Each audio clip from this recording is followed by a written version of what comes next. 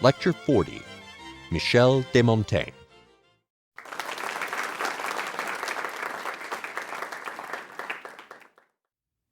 This lecture is on the French essayist Michel de Montaigne. A couple years ago, I was watching one of my favorite movies, a movie called Quiz Show.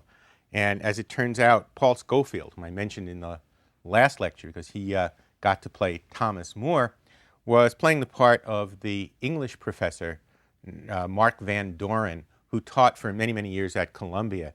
And there's this scene where his son, Charlie, comes running into the Columbia classroom where Mark has a lecture class of a couple hundred people all rapt, listening to his every word. And it turns out that he's talking on Montaigne. And in big letters on the back of the blackboard are the words, "Que sais-je?" What do I know? And that turns out to be, both for Hollywood and I think for most of the people who know something about Montaigne, his great one-liner, "What do I know?" In fact, that one-liner was repeated to me by a colleague. Happened to mention to him in passing that I was working up a lecture on Montaigne, and he looked at me and he said, "Que sais-je?" and scurried along. Well, it seems to me that it's a good place not only to start, but it's a good line to look at a little bit more closely. The usual way that it's translated, "What do I know?" puts the emphasis squarely on the question of knowledge and brings to the fore the fact that Montaigne is usually looked at as, the word is, skeptic, a person who is suspicious of truth with a capital T. In popular thought, to a certain extent, Montaigne and skepticism go hand in hand. At least in my reading, and what I've been able to sort of put together from reading his essays carefully of late, is that it would be much better to put the emphasis not on the know part of the equation, but on the I part. In other words, instead of emphasizing what do I know, to say what do I know, to the question of personal knowledge. Because whatever else Montaigne talks about in his essays, and he talks about a staggeringly large variety of subjects, he is always writing about himself. His chief and best subject is himself. Montaigne is important for many reasons, but the one that stands out in literary history, and the one that we will use as a focus for this lecture, is that he's the inventor of an important literary genre, the personal introspective essay, a way to write about himself and a way to write about his subject matter. Montaigne was born in 1533. He entered local politics. Turns out he didn't like it very much, and he retired at the tender age of 38. And it seems as though he began writing essays to combat the boredom and the depression of his retirement years. In 1580, the first two books of his essays were published. In 1581, he went back to politics and did a term as mayor of Bordeaux. And in 1588, the three-book edition of his essays was published. He died in 1592. The essays, since they are on so many subjects and since they run to well over 1,000 pages, present a real problem for somebody who needs to get a kind of quick entry into them. What is it that one chooses as being characteristic?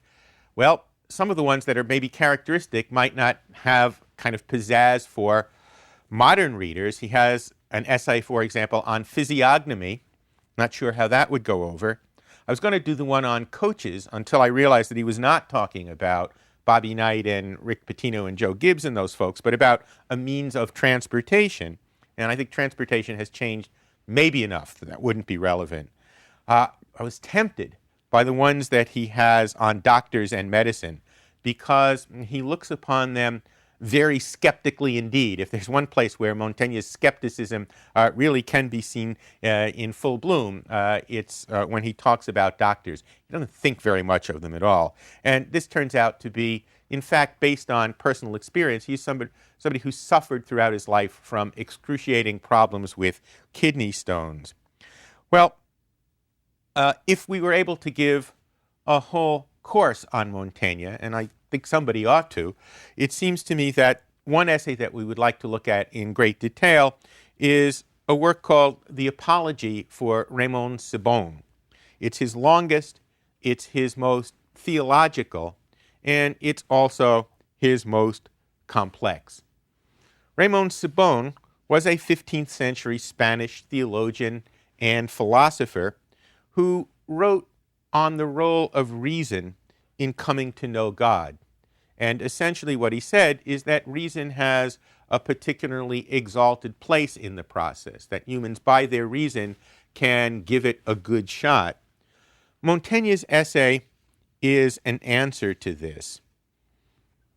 He shows the limitations of reason, and he does it not so much by examining reason itself and finding it wanting, but examining human vanity and self-importance. And he says that the problem is that there are so many things that are keeping us from using whatever reason that we have. We can't trust reason because reason is often in the service of our own vanity, our own self-importance. And once Montaigne gets going, it's really interesting to see that he picks it up from there. It's almost as though he gets on a roll and he begins talking. This is after all 140 pages long, way longer than any other essay in the whole collected works of Montaigne. He gets going, he begins talking about the fact that there are all kinds of interesting ways in which animals are smarter than we are. And he talks about some of the instinctual things that animals do that we can't, and some of the dumb things that we do that they wouldn't.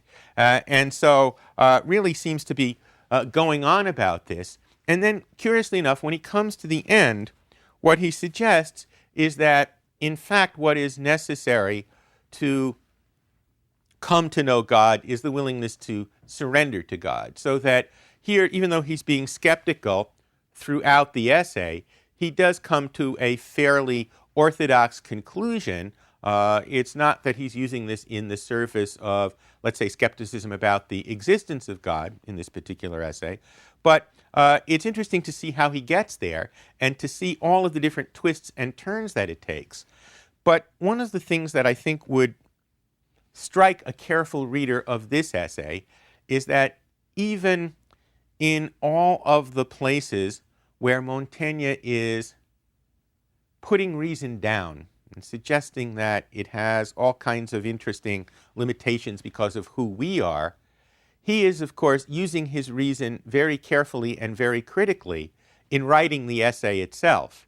And it seems to me that we can also see another really important characteristic of Montaigne, which is to say Montaigne's own sense of discovery. A lot of writers have said, I write in order to find out what it is that I really mean, or I write to find out what it is that I really know. But one of the things that I think takes Montaigne to the next level is the fact that we can kind of see the process going. We can see the wheels turning, so to speak, as he's moving from one subject to the next. So that, in a way, what he's doing is refuting his own claim about the inability of reason to do anything, and in a sense exalting reason, even as he's showing us a great deal about the process of essay writing itself. So his longest, most serious, most theological work is also a very good work to find out a good deal more about what Montaigne's technique as an essay writer is all about. The essay that I want to spend more time on, the essay that really is the subject for the rest of this lecture, is one that talks about the education of children, titled, in fact, On the Education of Children. It's written in the year 1579 or perhaps 1580, and this, too, is an essay that is surely representative of his method. This is an essay which is, I think, equally worth looking at because the issues that he talks about are as relevant to our time as they were to his. I hope I'm saying this not simply because I've spent my career as a teacher And I hope I'm saying this not simply because I'm obsessed with the kinds of things that teachers are obsessed with, but I think that the way that we construe education tells us a lot about what we see as valuable in society as well. One of his other, by now sort of pick up that Montaigne, among other things, is famous for great one-liners. One of his other really great one-liners is found at the beginning of his essay on the education of children. He says, "For doubting pleases me more than knowing." Doubting pleases me more than knowing. Well, at first, this sounds a whole lot like the T-shirt slogan for an upper-level course in advanced skepticism, but it's interesting that Montaigne here is not giving a personal opinion, or better yet, is not simply giving a personal opinion, because he says this is a quotation. He identifies the quote itself, and the source turns out to be Dante. Now, I think that nobody has ever accused Dante of leading a course in advanced skepticism. So it's perhaps worthwhile seeing what Dante had in mind when he said it, and tracing a whole lineage, I think, back all the way to Socrates, before we see how this is perhaps applicable to Montaigne. Dante, in the context of the Divine Comedy, has this line in order to make the point that it is doubt that is the explicit impetus for pushing further to obtain knowledge. If we didn't doubt, then we wouldn't push ourselves beyond what seems to be our limitations, or beyond the narrow confines of what we already know. Okay? And so it seems to me that it's anything but a statement of skepticism. It's a statement about the importance of knowledge and doubt as a kind of tool to learn. It's also interesting that if you read it that way, and indeed I think you have no choice but to read it that way once you go back and see what Dante was up to in context, both Dante and Montaigne themselves, two of them, become part of an impressive lineage that goes all the way back to Socrates. Because, of course, Socrates famously embodies the perspective that you have to admit your ignorance, what you don't know, in order to come to knowledge, because nobody is going to search for knowledge if they think they already have it. So all of the stuff that seems like a ruthless skepticism on the part of Socrates, going back to those early Platonic dialogues, really also turns out to be a way of trying to ground knowledge in something that is real. It's also important, I think, to realize that for Socrates, in these same Platonic dialogues, he keeps coming back to the fact that the most important kind of knowledge that we can obtain is somehow connected with self-knowledge. So Montaigne's key themes there of both doubting and the self really have a very distinguished lineage. What I think distinguishes Montaigne is not the issues, but the way in which he uses the essay form in order to get there.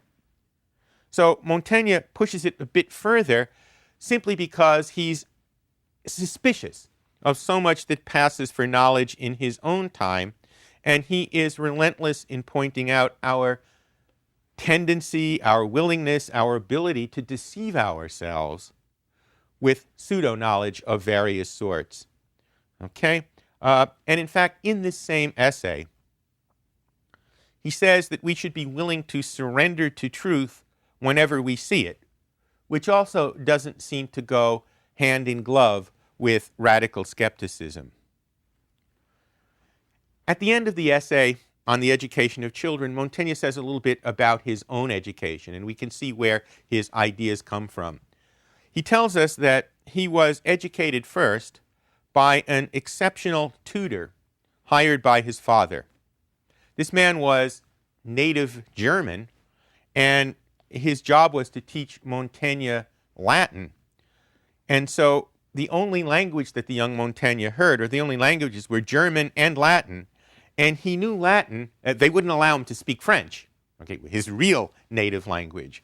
And so what's kind of nifty about all of this is that he knew Latin as a native language before he knew any French. And then he says a very interesting thing happened. They sent me to school.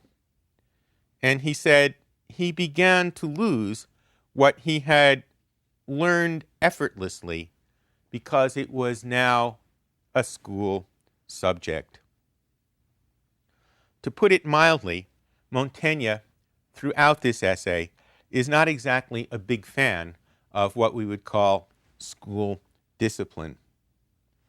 And in terms of the Latin, and also he manages to include the Greeks here as well, in terms of Latin and Greek as languages, he says, think of all the time that we put into learning languages which cost the Greeks and the Romans nothing to learn.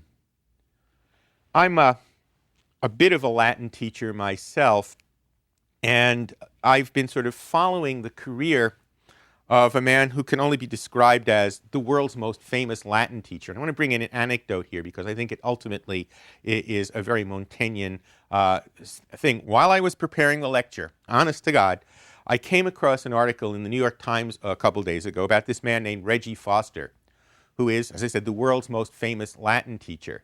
His official title, I love it, he is Latin Secretary to the Pope. But apparently he does all of his Pope stuff in the morning and then teaches Latin to anybody and everybody who will come in his own crazed, inimitable method. And his method is simply to treat it as a spoken language. And apparently he's so passionate about it.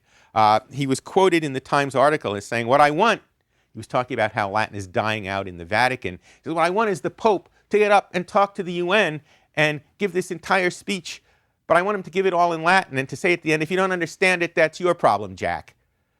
Not likely that the Pope is going to do it, but it does tell something about Father Foster's fanaticism and Father Foster's method. People come up to him and say, you can't learn Latin this way, and his answer, and this is where it kind of doubles back to Montaigne, his answer is, what do you mean you can't learn Latin this way? Every bum and prostitute in Rome knew Latin. Why can't you learn it this way? And in fact, he has developed this whole method. When I teach Latin, I do it the way I was taught. My students say, you mean we really have to memorize this stuff? And I say, yeah, you really have to memorize this. There's just no way around memorizing the declensions and the conjugations and all of that. Father Foster would disagree with me violently and agree totally with Montaigne that the way to learn it is to somehow turn it into a living tongue and somehow to make sure that it's fun. So, not surprisingly, an enormous amount of what Montaigne has to say in this essay about education is going to sound iconoclastic. And it's interesting to think about it both in terms of its intrinsic merits and to think, again, I'm thinking I can't help it as a teacher now, about the possible ways in which we might want to apply it, let's say, to education in our own time. He, of course, freely admits that everything that he writes about is not only colored by his own experience. He says, in fact, that's what it is that I do write about. It is my own experience. So this shouldn't in any way surprise us. But he comes back to a central point. He says the only reason people are going to learn is if they like it. It's the job of a teacher to make things interesting. More frivolity, less discipline. Wow. And he thinks about, well, this is something I think that is really interesting.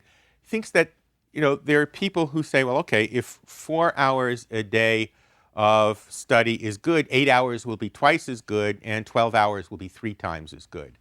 Well, he says, duh, that just doesn't work. People need an integrated life. And if learning is seen as something special and not part of a whole integrated process, it just isn't going to work. So in that, too, he sounds both iconoclastic and very sensible at the same time. And I think that what's sort of interesting about the direction he goes, mentioned that he goes from a tutor who, in his own experience, who he learned because he didn't know he was learning. We were just speaking, and it turns out I'm speaking this language that is now a prized possession. Well, he says, things were not all bad because when I was actually in school, I had a good teacher, and this teacher encouraged me in the direction I wanted to be going. In other words, he found out where my interests were, he went with them. And he says, if it weren't for this guy, great quote, another great one-liner, I should have gotten nothing out of school except a hatred of books, comma, pause, as do nearly all our noblemen. Well, what's going on there? It seems to me that this gets to the heart of things for Montaigne. It's not simply that he wants to take a shot at the idle nobility, although he clearly wants to do that. There's more going on here. What I think he's trying to say is that education, we would see it now. I think that one of the issues that we really all have to contend with if we are educators is that an awful lot of the educational system and the educational establishment, whether you're at Harvard or at Keene Mill Elementary School, is that we think that education is about making your way in the world. Okay? Well, for Montaigne, maybe that's a particularly modern notion in the sense that for Montaigne, he was more interested in education as being used as a kind of window dressing for those folks who already had made their way in the world. In other words, it was kind of nice to be able to speak a little bit of Latin if you're a nobleman, because this meant that you were refined. This was the proof that you were not riffraff. This sort of separated you from the people who didn't have that education. And this makes Montaigne very angry. The reason that I think Montaigne's essay on education still is tremendously valuable doesn't have as much to do with his methods as it has to do with the aims of education. Because the problem for me and for all the teachers that I know is that Montaigne's system, to a certain extent, is going to depend upon having the kind of one-on-one relationship that he had with a tutor. How does that translate when you happen to have 35 people of varying abilities in a classroom? So it seems to me that even if I were to agree with everything that he says, and I agree with a lot of it, I would certainly have to say, but where's the transfer? Where's the applicability? And the transfer seems to me this, that what Montaigne is interested in is that education is going to help you lead a more ethical life. Education is going to be what makes you into a better person. And he sees this in practical terms, not simply in terms of getting a job, not primarily in terms of getting a job, but just sort of being better at things. It seems to me that that's where really the guts of the essay lies, at least for people in the present. Montaigne forces us to ask hard questions about why we do what we do. One of the other points that I found really quite wonderful in this is that, again, we've been talking about this idea of essay as discovery, and Montaigne is really good at kind of backtracking and, if not contradicting himself, at least somehow undercutting himself, because it seems like he is, or at least he could be read as advocating a kind of feel-good education, a little too touchy-feely for my tastes, let's say, but in fact, there's another point here where he kind of goes in the other direction in a way that made me just laugh out loud when I read it. He says, what you're supposed to do is turn students on. What happens if you have students who won't be turned on? What happens if you have students, you give them the best, and they're not interested in it? What do you do then? Well, I like what he has to say. And I hope it's not just because this is a thought that has occurred to me more than once. This is a guy, remember, who says, away with violence and compulsion. He says, if students can't be turned on to good things, I see no remedy than for his tutor to strangle him early if there are no witnesses. I like both parts of that. Okay, strangle him early if there are no witnesses. I think that's taking corporal punishment to a new level. And I think that as a teacher I can relate, but as a reader I can use this as a place to make a point about the form of the essay. His irreverence, his colloquial style, and his breezy ways, I think, are all part of what make him so appealing. He has, and again, I think that this also points out that this is somebody who is anchored in reality. He really does have a sense of what life and its possibilities are all about. It also seems to me that this is a good place to show that Montaigne is writing an essay in his sense of the word. We generally think of the word itself as suggesting a finished product, okay? But the French meaning of essay, try or attempt, has a lot more to do with first offer and that sense of I figure out what I mean by putting it down on paper, by exploring. And so what makes him compelling is that he continues to try and bring us along. And a very good way, I think, of talking about his legacy is that he is somebody, what he's writing about is the I. So to a certain extent, no matter what you're reading about Montaigne, it's all about Montaigne. But a really good way of talking about him is that whatever you read when you're reading Montaigne, you're also talking about yourself, because he really does allow for you to sort of, you want to read it with a pen and put a lot of marginal notes there. Sometimes agreeing, sometimes disagreeing, and sometimes when you disagree, he gets to the point that you were going to make a little bit later on. So I find it very interesting that when I came away from the essay on education, I myself had been educated very nicely, not only into Montaigne, but again, sort of being forced to think very seriously about a vocation that I'd had for a long time. I mentioned a couple of issues that maybe are worth going back to in Montaigne's own words as a good way of closing closing this lecture, because I think that his sense of the ethical importance of education is something that he speaks to better than I certainly could. And he's not afraid, here's somebody who wants to think about new things, but he's not afraid to quote the ancients in going there.